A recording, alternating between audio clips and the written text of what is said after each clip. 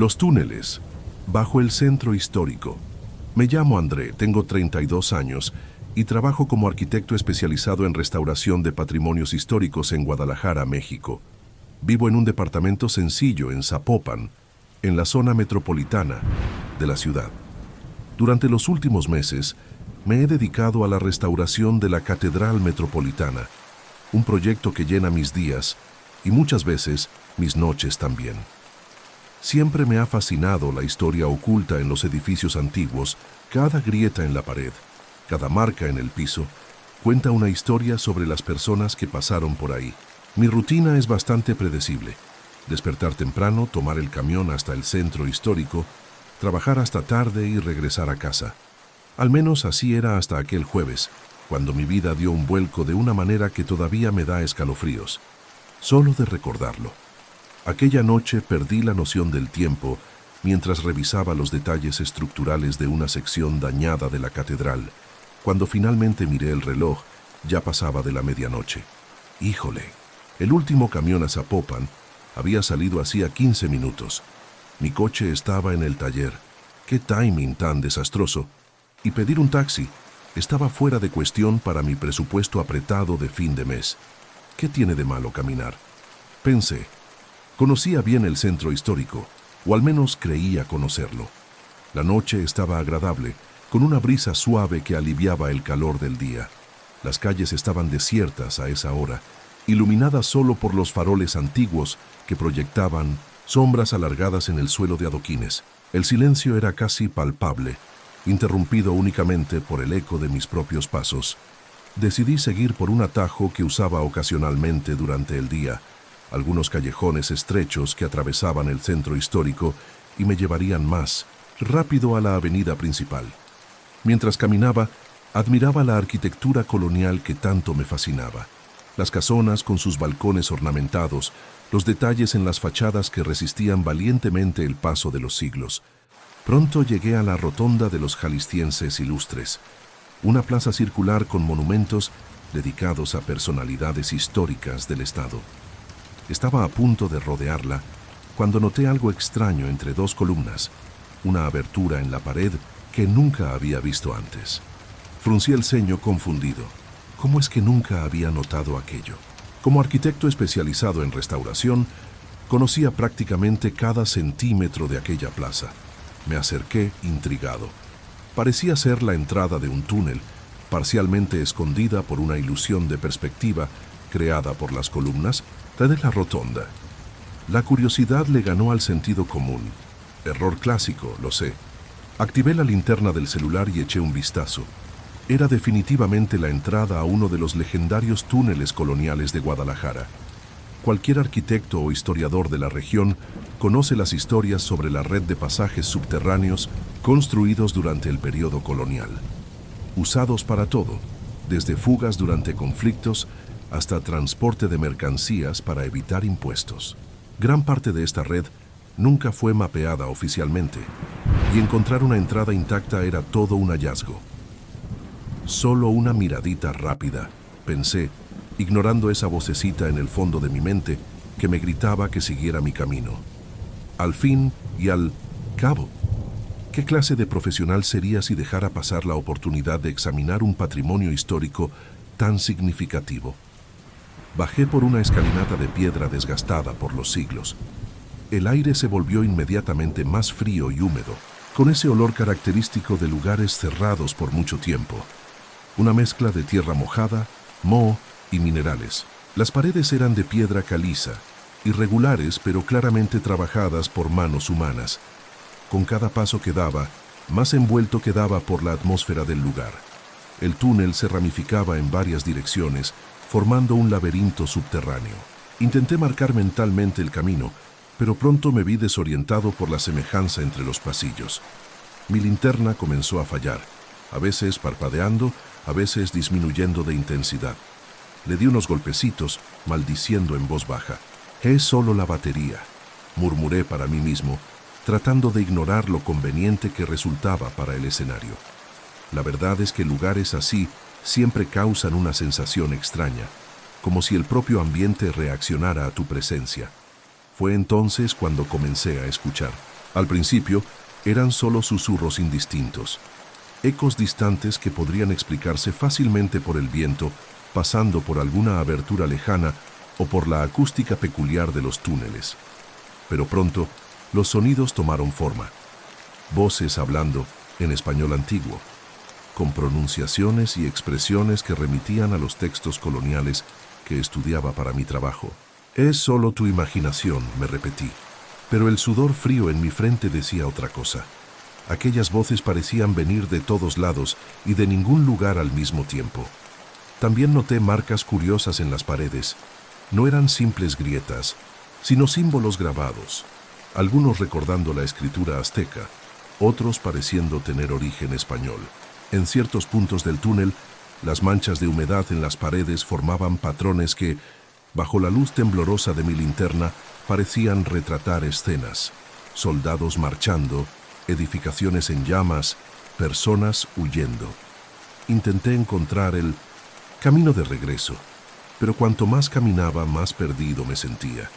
Cada pasillo me llevaba a salas circulares con múltiples salidas. Cada túnel parecía idéntico al anterior.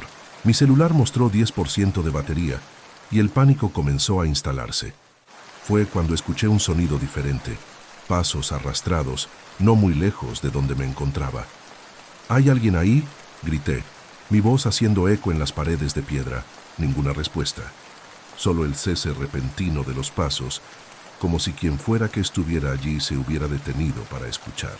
Comencé a correr, movido por el miedo instintivo de ser perseguido. Doblé esquinas aleatoriamente, solo para encontrarme en una sala circular que me parecía extrañamente familiar. En el centro había lo que parecía ser un antiguo pozo. Mi linterna reflejó algo en el agua oscura. Rostros, sombras, antes de apagarse por completo, dejándome en la oscuridad absoluta. En la negrura total, mis otros sentidos se agudizaron.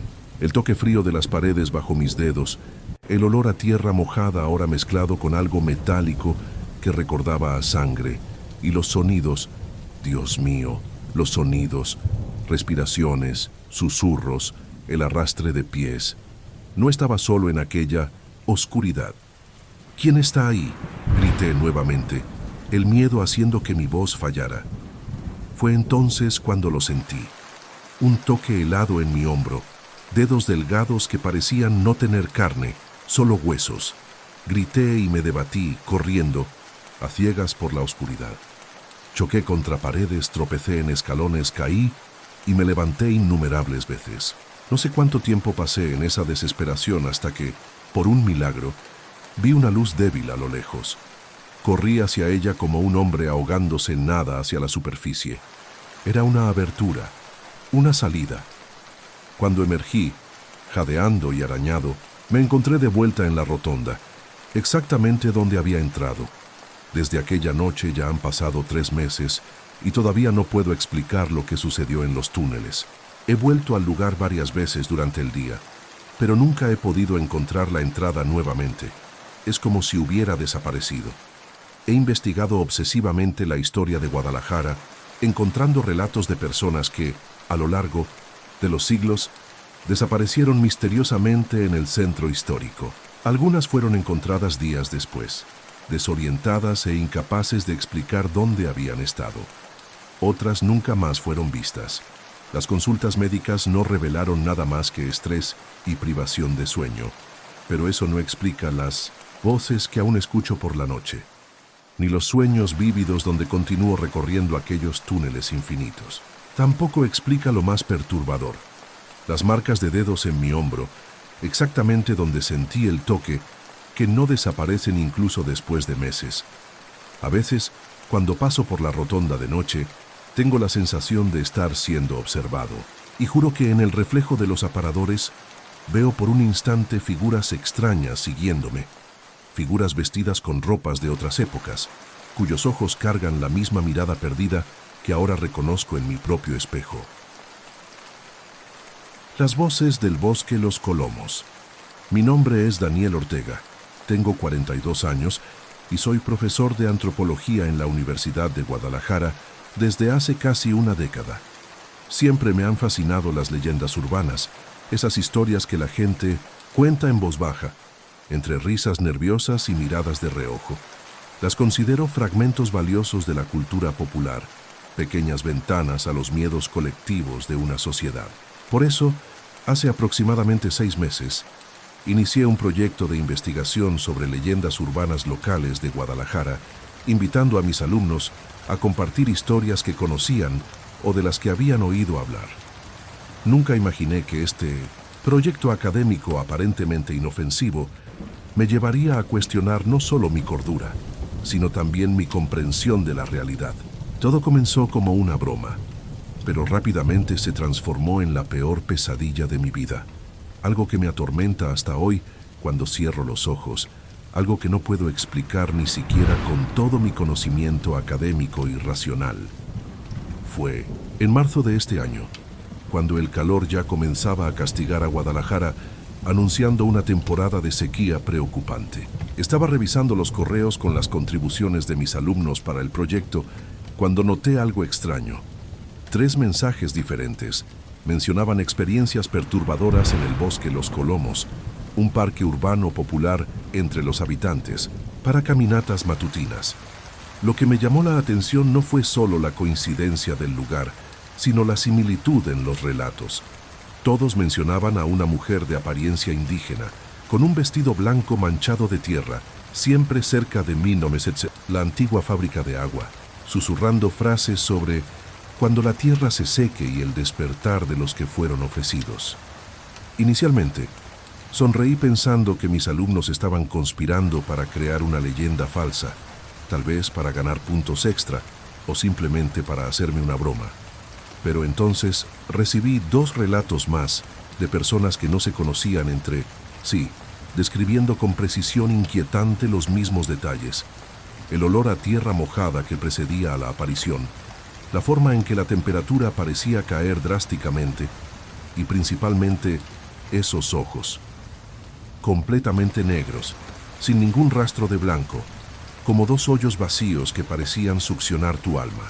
Como antropólogo, mi instinto era descartar explicaciones sobrenaturales y buscar patrones culturales o sociales que explicaran el fenómeno.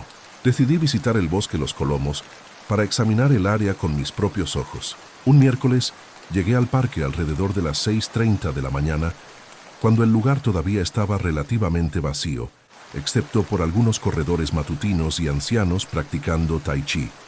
El bosque, con sus árboles centenarios y senderos sinuosos, siempre ha sido un oasis de tranquilidad en medio del caos urbano de Guadalajara. Aquella mañana, sin embargo, había algo diferente en el aire, una densidad que no podía explicar. Caminé hacia la antigua fábrica de agua, una construcción de piedra del período colonial que se caía a pedazos, parcialmente cubierta por enredaderas y musgo. El lugar era fascinante desde el punto de vista histórico. Había sido la primera estación de bombeo de agua de la ciudad, construida sobre un antiguo manantial que los pueblos indígenas locales consideraban sagrado. Mientras tomaba algunas fotos y hacía anotaciones, sentí aquello que mis alumnos habían descrito, un súbito frío que bajaba por mi columna, completamente desconectado del calor sofocante de aquella mañana de marzo. Fue cuando lo escuché por primera vez. Una voz femenina, baja y melodiosa, casi como si estuviera siendo llevada por el viento entre las hojas de los árboles. Al principio, pensé que sería algún visitante del parque, tal vez una corredora pasando cerca, pero no, había nadie visible. La voz susurraba en una mezcla de español y lo que parecía ser náhuatl, la antigua lengua de los aztecas. El agua regresa a su dueño cuando la tierra se seca. 22 ciclos se completan. Ellos despertarán hambrientos. Sentí que mi sangre se helaba. No soy fluido en náhuatl, pero reconocí algunas palabras de mis estudios. Giré rápidamente, buscando el origen del sonido, pero el parque parecía desierto en aquella sección. Las voces continuaron, ahora pareciendo venir de varias direcciones al mismo tiempo, como si estuvieran dentro de mi propia cabeza. Todo mi cuerpo tembló cuando me di cuenta de que estaban describiendo, en detalles perturbadores, rituales de sacrificio humano realizados para aplacar a deidades de la lluvia en tiempos de sequía extrema. Los cuerpos alimentan la tierra para que el agua vuelva a fluir, decía la voz, en un español arcaico pero perfectamente comprensible. Solté mi cuaderno de anotaciones y salí corriendo de allí, sudando frío, tropezando con las raíces expuestas de los árboles hasta alcanzar mi coche en el estacionamiento. No dormí aquella noche. Las voces seguían resonando en mi cabeza, como un mantra siniestro. Me convencí a mí mismo de que era solo el estrés acumulado de las clases, de la investigación y de esas historias escalofriantes de mis alumnos jugando con mi imaginación. Pero al día siguiente me di cuenta de que necesitaba volver al bosque. Era como si algo me llamara, una compulsión que no podía explicar racionalmente. Llegué más temprano esta vez, cuando el cielo todavía tenía esa coloración azul oscura antes del amanecer. El bosque Los Colomos estaba completamente desierto. Ni siquiera los guardias que normalmente hacían la ronda matutina estaban a la vista. Seguí el mismo camino del día anterior, pero ahora con el corazón latiendo tan fuerte que podía sentir las pulsaciones en mis oídos. El aire estaba extrañamente quieto, como si el propio bosque estuviera conteniendo la respiración.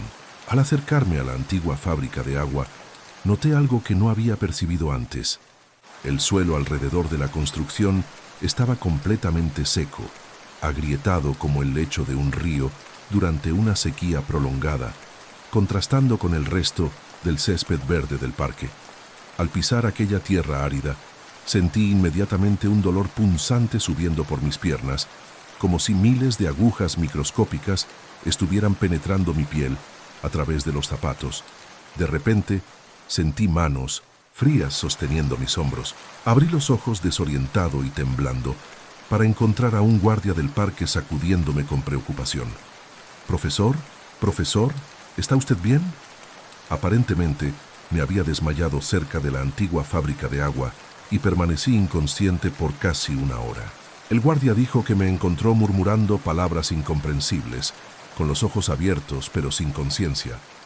Aquel fue el último día que visité el bosque Los Colomos. 3 días después, la ciudad anunció el racionamiento de agua debido a la peor sequía de los últimos 22 años. Una semana después, 2 estudiantes desaparecieron durante una carrera matutina en el bosque. Cuando la policía encontró sus pertenencias cerca de la fábrica antigua, noté algo que me heló la sangre. La tierra alrededor estaba húmeda, formando los mismos símbolos rituales que había visto en el vestido de aquella mujer.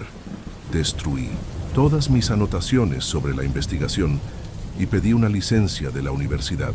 Hoy, un mes después, mientras escribo este relato, las voces todavía susurran en mis sueños. Lo que más me aterroriza no es la posibilidad de haber alucinado todo aquello, sino la certeza creciente de que encontré algo real. El último cliente. Mi nombre es Miguel Herrera, tengo 34 años y trabajo como conductor de aplicación en Guadalajara desde hace casi 3 años. Antes de eso, era vendedor en una tienda de electrónicos en el centro, pero cuando llegó la pandemia, las cosas se pusieron difíciles y tuve que buscar otra fuente de ingresos.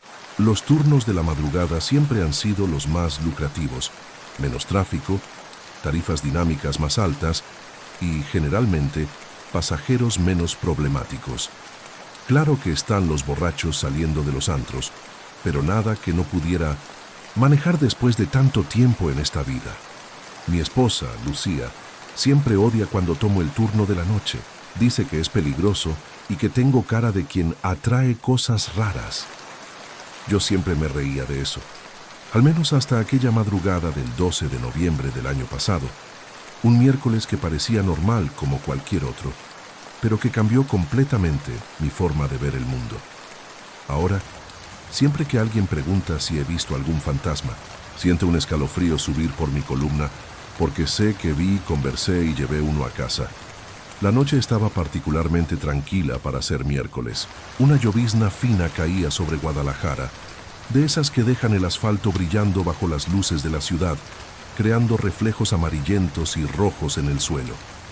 Acababa de dejar a una pareja de turistas americanos en el hotel cerca de la Minerva y estaba pensando en hacer una pausa para tomar un café cuando la aplicación sonó. Un viaje en Zapopan. en una de esas áreas residenciales de casas grandes y antiguas con muros altos. Miré el reloj del tablero. 3:07 de la mañana. Dudé por un segundo, pero el valor del viaje era demasiado bueno para rechazarlo. La dirección. Quedaba a unos 10 minutos de donde me encontraba, en una calle arbolada que parecía aún más sombría con la lluvia.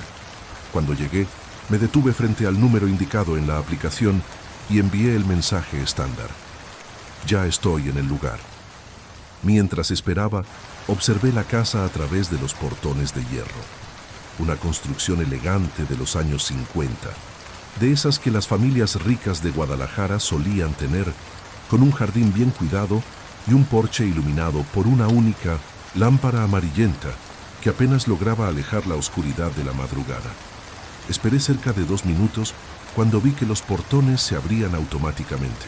Un hombre anciano atravesó el jardín con pasos firmes, a pesar de su avanzada edad. Vestía un traje oscuro impecablemente alineado, chaleco, moño y un sombrero de fieltro que parecía salido de otra época. Llevaba un bastón con empuñadura de plata, pero no parecía necesitarlo para apoyarse. Era más como un accesorio elegante. Cuando abrió la puerta trasera y entró a mi coche, sentí inmediatamente un perfume fuerte de agua de colonia antigua, de esas que usaba mi abuelo, mezclado con un olor sutil a tabaco de pipa. «Buenas noches, joven», dijo con una voz profunda y melodiosa, casi como un locutor de radio de los años 50. «¿Puede llevarme al centro histórico, por favor? Calle Liceo, número 78, cerca de la catedral». Miré por el retrovisor y noté su rostro. Piel clara con marcas del tiempo, cejas espesas y canosas, y ojos de un azul tan claro que parecían casi transparentes bajo la luz tenue del coche. Sonreí. Confirmé la dirección en la aplicación y comencé a conducir pensando que probablemente era uno de esos señores ricos de la vieja Guadalajara.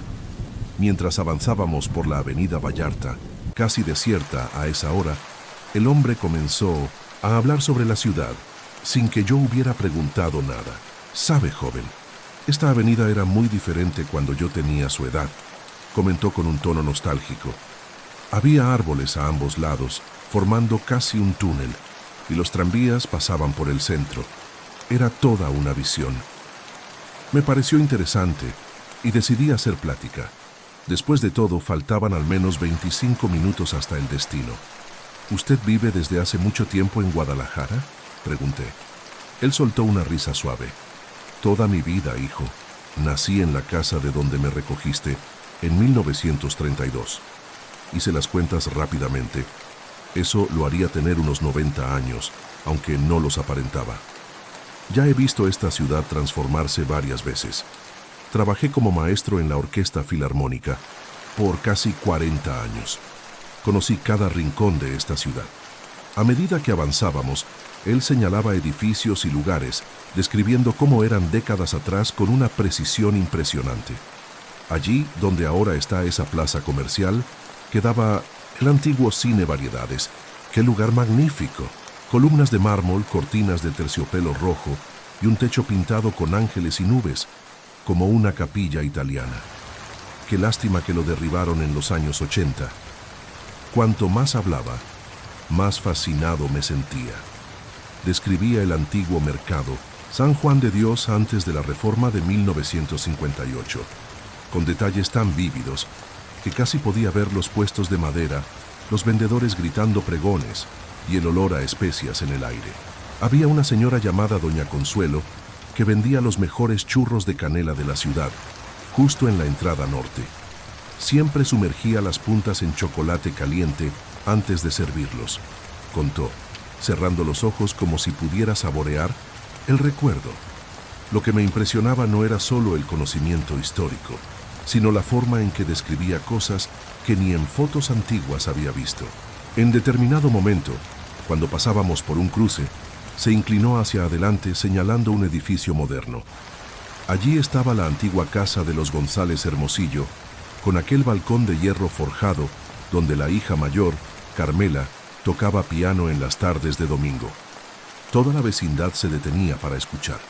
Sentí un escalofrío extraño, Aquel edificio que señalaba era una construcción reciente de máximo 10 años. ¿Cómo podría recordar lo que había allí antes con tanta certeza?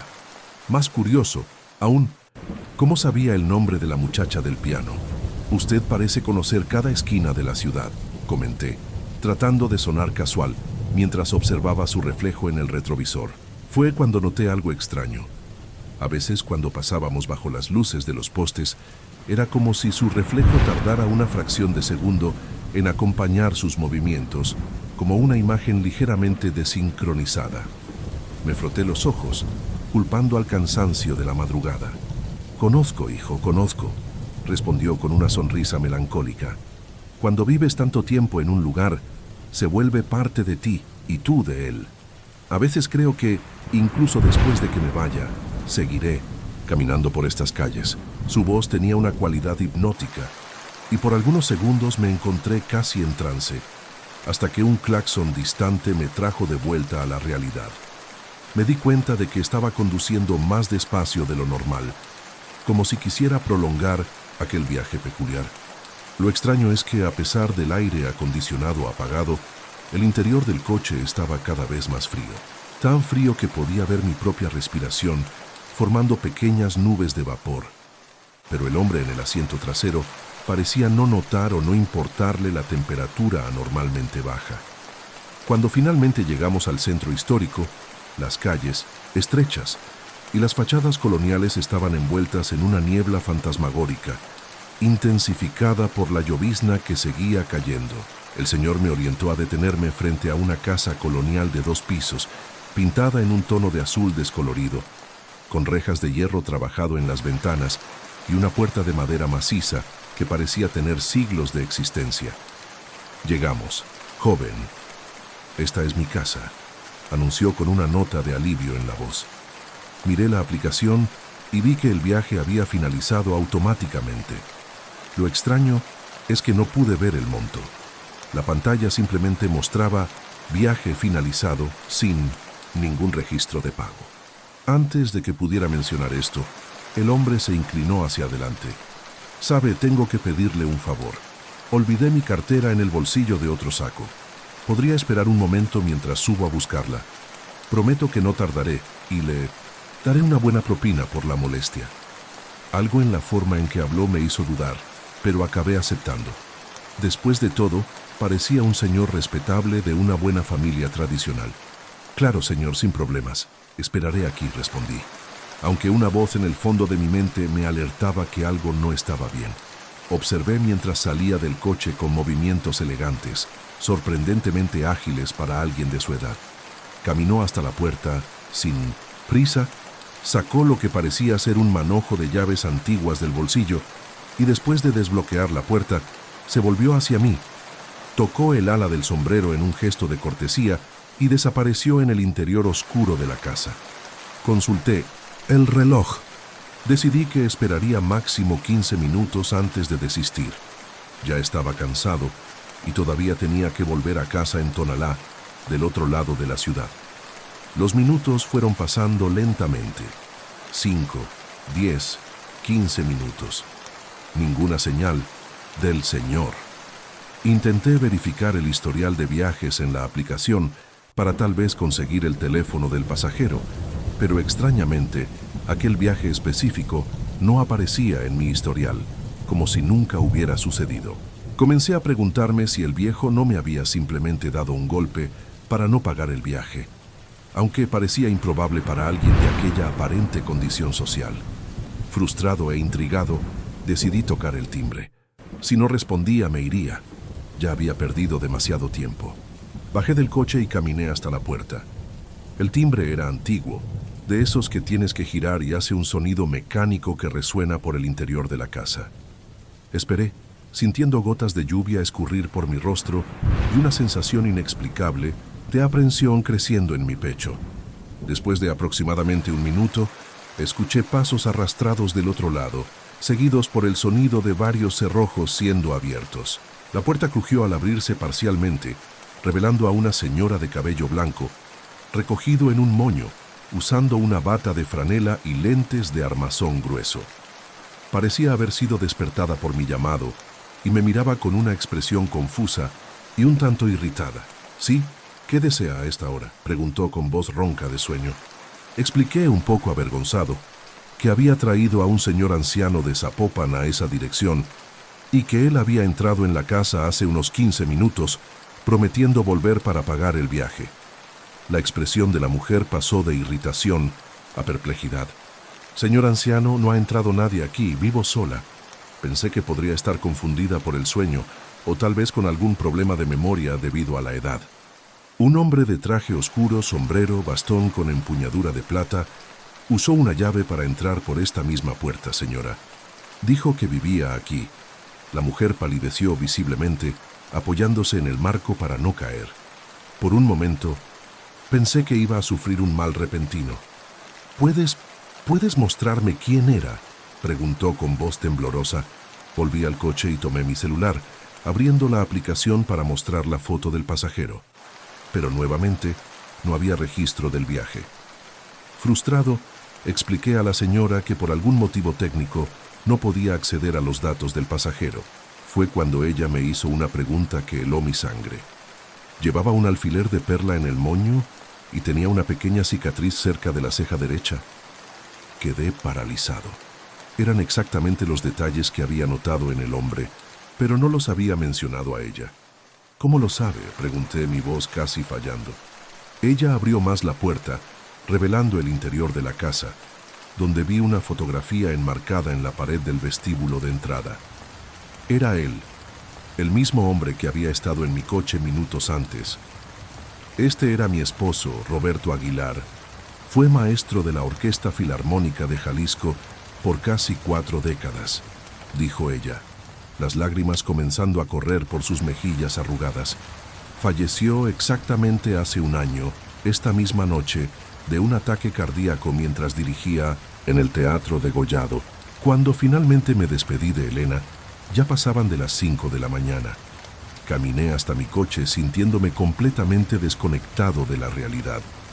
Fue entonces cuando noté algo en el asiento trasero, una cartera de cuero marrón, antigua y elegante. Con las manos temblando la abrí. Dentro solo un programa amarillento de la Orquesta Filarmónica de Jalisco, fechado exactamente un año atrás, con el nombre de Roberto Aguilar como maestro titular. El repertorio listaba la Sinfonía Patética de Tchaikovsky, la misma pieza durante la cual sufrió el ataque cardíaco fatal. Volví corriendo para entregar el hallazgo a Elena. Al ver la cartera, ella palideció. «Esta cartera fue enterrada con él», susurró antes de abrir el programa y encontrar una nota manuscrita que la hizo llorar y sonreír al mismo tiempo. Nunca más acepté viajes después de las 3 de la mañana. A veces, cuando estoy conduciendo por el centro histórico al anochecer, tengo la impresión de ver a un señor elegante de sombrero y bastón caminando por las calles antiguas, desapareciendo en la niebla antes de que pueda estar seguro de lo que vi. Frecuentemente, verifico mi retrovisor con aprensión, especialmente cuando el interior del coche se enfría inexplicablemente. Y siempre me pregunto, ¿cuántos pasajeros como él existen, viajando por ahí en coches como el mío, tratando de encontrar su camino de regreso a casa una última vez? Ecos en la pared. Mi nombre es Lucía Hernández, tengo 34 años y soy madre soltera de Mateo, mi hijo de 6 años. Hace aproximadamente 3 meses, logré rentar una casa en la colonia Santa Teresita, en Guadalajara, a un precio tan bajo que parecía milagro. En ese momento, estaba desesperada por un lugar para vivir después de que mi exmarido decidió dejar de pagar la pensión y tuve que salir del departamento donde vivíamos porque ya no podía cubrir la renta. Trabajaba como recepcionista en una clínica dental. Ganaba poco, pero lo suficiente para mantenernos, siempre y cuando encontrara un lugar barato. Cuando el agente inmobiliario me mostró aquella casa de 2 recámaras, con un pequeño jardín, al frente y un patio trasero, por solo el 40% del valor normal para esa zona, ni lo pensé 2 veces. Firmé el contrato el mismo día, ignorando completamente aquel escalofrío que sentí al entrar por primera vez a la sala con sus paredes amarillentas por el tiempo y aquel olor peculiar a libros viejos y canela que parecía impregnado en cada rincón. En los primeros días estaba tan ocupada con la mudanza y tratando de hacer de aquel lugar un hogar acogedor para nosotros, que apenas presté atención cuando Mateo comenzó a hablar sobre la maestra que visitaba su cuarto por la noche. Mi hijo siempre ha tenido una imaginación fértil, así que solo sonreí y dije que era bueno que hubiera hecho una amiga imaginaria para jugar. Pero mamá, ella no es imaginaria. Usa lentes redondos, tiene el cabello blanco recogido en un chongo, insistió durante el desayuno, dibujando con los dedos en el aire la forma de los lentes. Aquella descripción tan específica me causó una leve incomodidad, pero pronto la descarté, pensando que tal vez había visto a alguna maestra parecida en su nueva escuela. Esa noche, mientras lavaba los trastes de la cena, escuché a Mateo conversando animadamente en su habitación. Cuando me acerqué a la puerta entreabierta, estaba sentado en medio del cuarto, hablando hacia lo que parecía ser una silla vacía, contando sobre su día en la escuela con entusiasmo, como si realmente hubiera alguien allí. ¿Con quién? ¿Estás hablando, mijo?, pregunté, tratando de mantener la voz tranquila. Él se volvió hacia mí con esos ojos grandes e inocentes. Con la maestra Dolores, mamá. Ella dijo que vivía aquí antes y que va a cuidarme cuando tú no estés. Confieso que sentí un escalofrío recorrer mi espalda en ese momento. No conozco a ninguna Dolores y ciertamente no había mencionado ese nombre a Mateo. Traté de disimular mi incomodidad y solo dije que ya era hora de dormir. Mientras lo arropaba en la cama, él sostuvo mi mano con fuerza y susurró: «Mamá, la maestra Dolores dijo que no le gusta cuando los adultos le gritan a los niños. Se pone muy enojada cuando eso sucede». Sonreí nerviosamente y besé su frente, diciéndole que era solo un sueño y que mañana ni se acordaría de eso.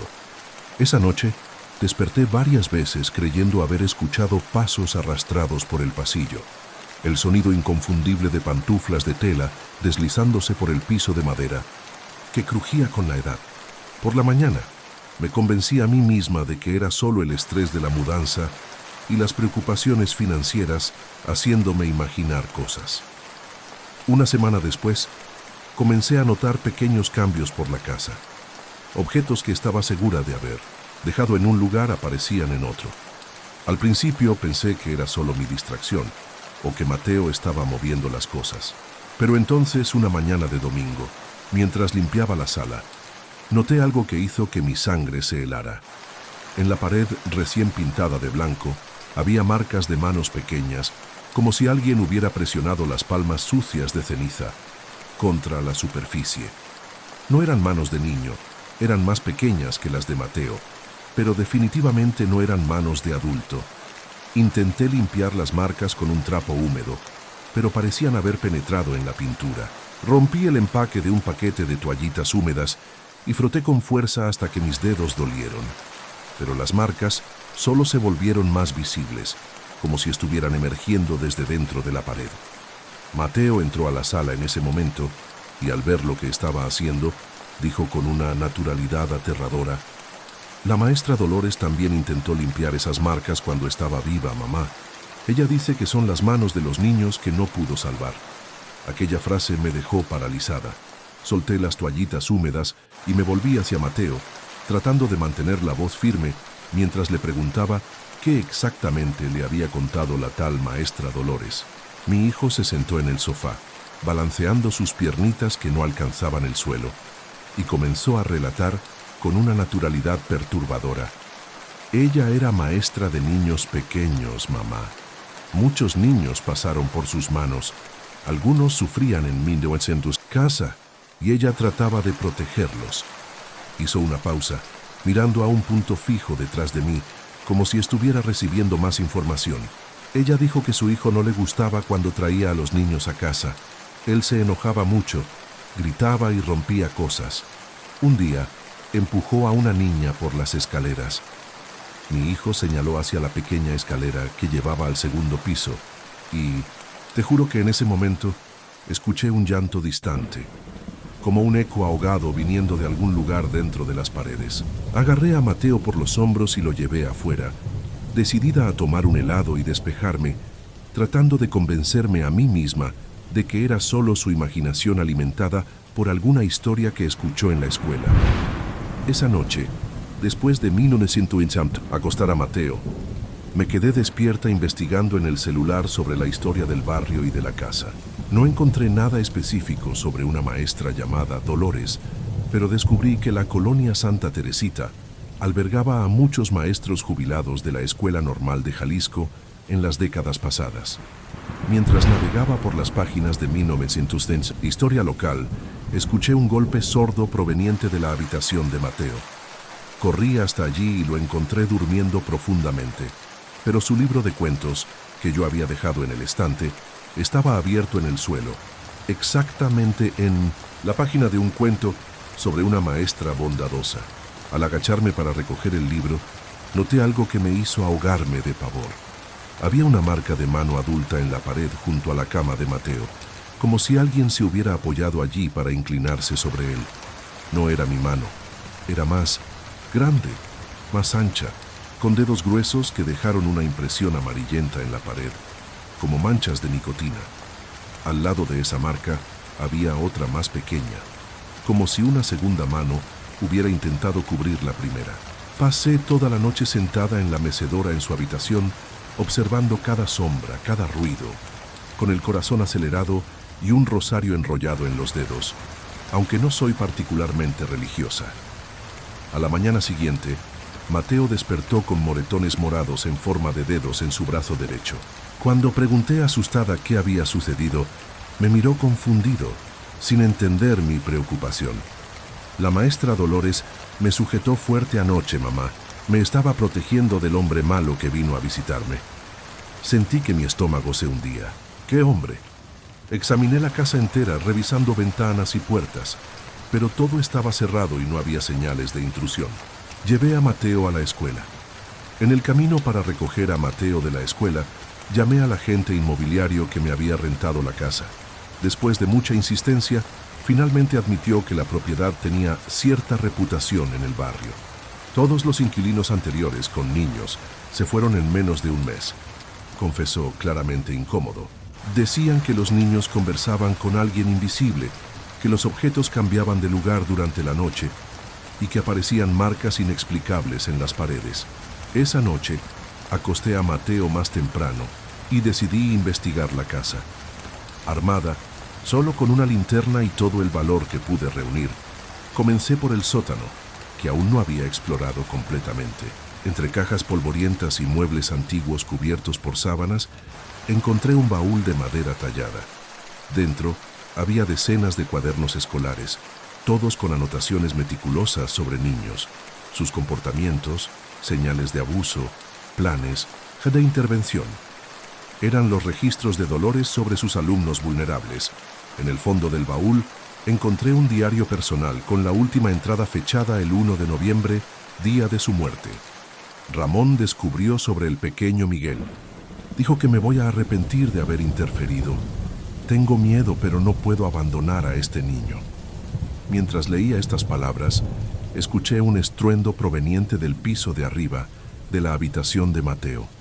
Subí las escaleras corriendo, el corazón casi saliéndose por la boca. Al abrir la puerta de la habitación, vi a Mateo sentado en la cama, completamente despierto, pero con una mirada vidriosa. En la pared detrás de él había una nueva marca de mano grande, masculina, como si alguien hubiera golpeado con fuerza. A su lado varias marcas más pequeñas, como si muchas manos pequeñas estuvieran tratando de cubrirla. «Vino otra vez, mamá», dijo Mateo con una calma aterradora. «El hombre malo que lastimó a la maestra». A la mañana siguiente desperté, decidida a encontrar otro lugar para vivir. Mientras preparaba el desayuno, escuché a Mateo conversando en el patio trasero. Por la ventana de la cocina, vi a mi hijo arrodillado junto al pequeño jardín, cavando la tierra con una cuchara. Cuando le pregunté qué estaba haciendo, respondió con naturalidad: «Estoy ayudando a la maestra Dolores a plantar flores para los niños». Pasaron 2 semanas sin ningún incidente extraño. Mateo seguía mencionando ocasionalmente a la maestra, pero los moretones no reaparecieron y las perturbaciones nocturnas cesaron. Una noche, Mientras le leía antes de dormir, Mateo me interrumpió.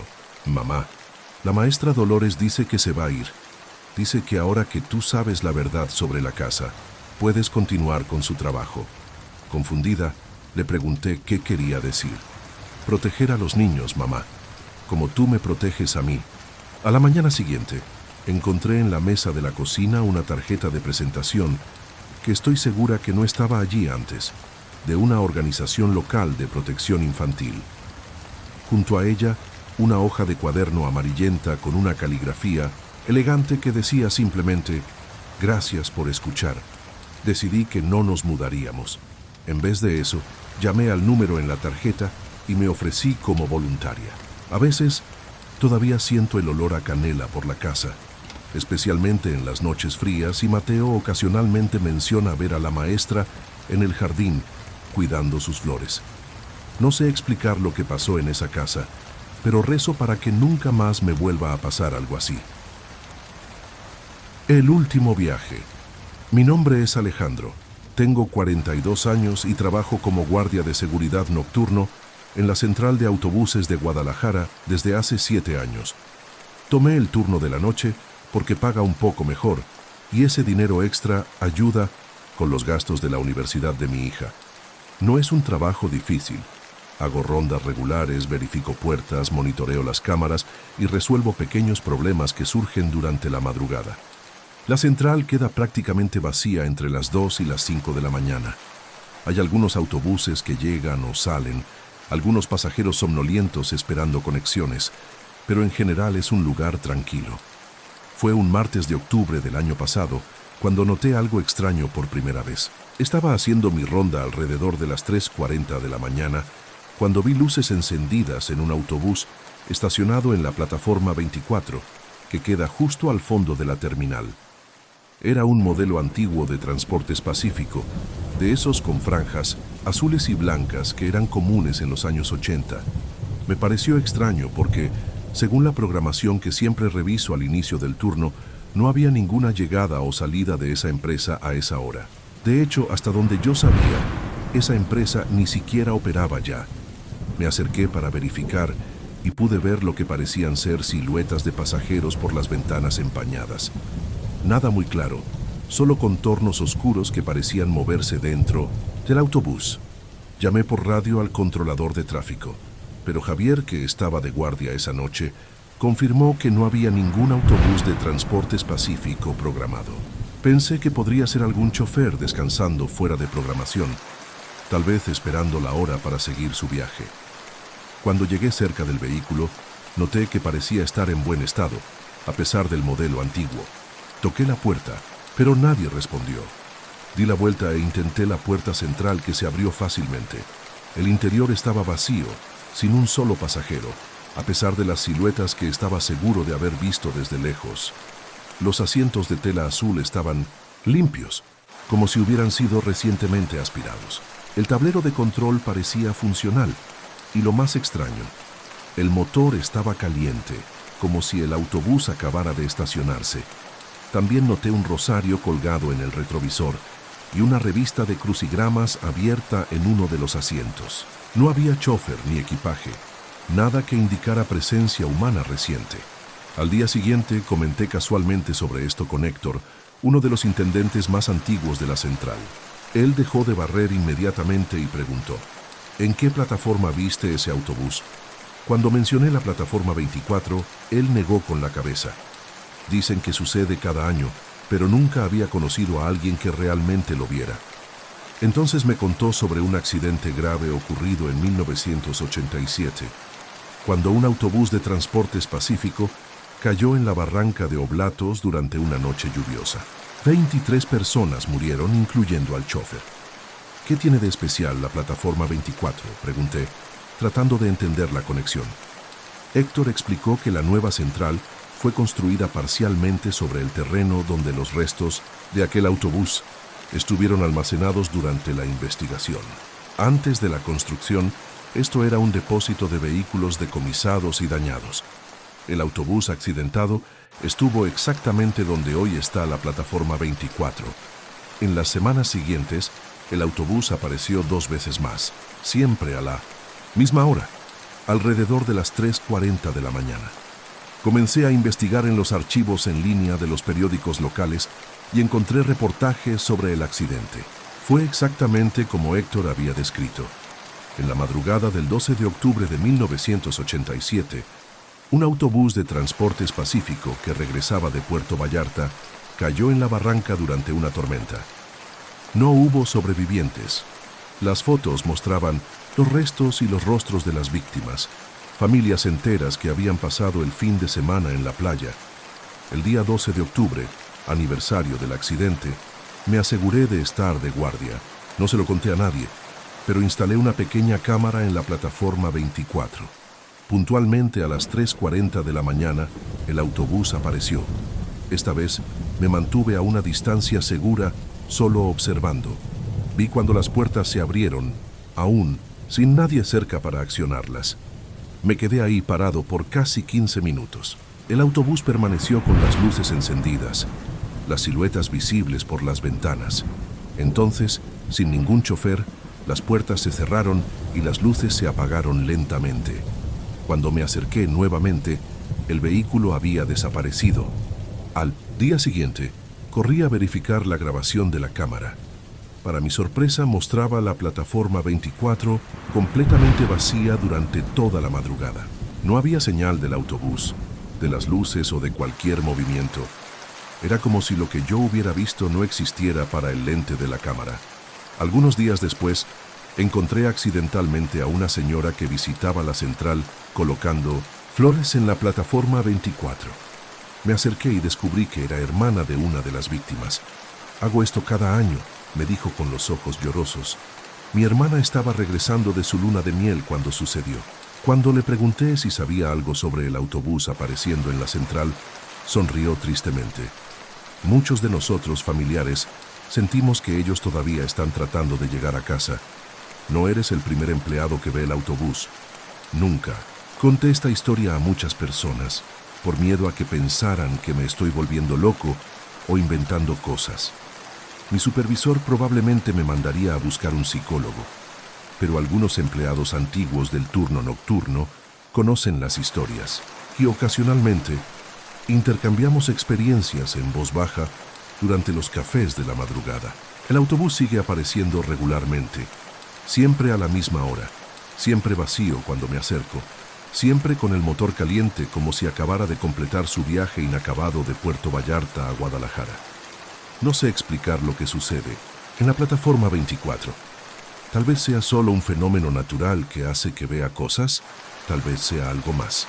Lo que sé es que ahora, siempre que hago mi ronda y paso por esa plataforma en las primeras horas de la madrugada, particularmente en las noches lluviosas, hago una pequeña oración silenciosa para los pasajeros de aquel autobús, deseando que algún día puedan completar su último viaje.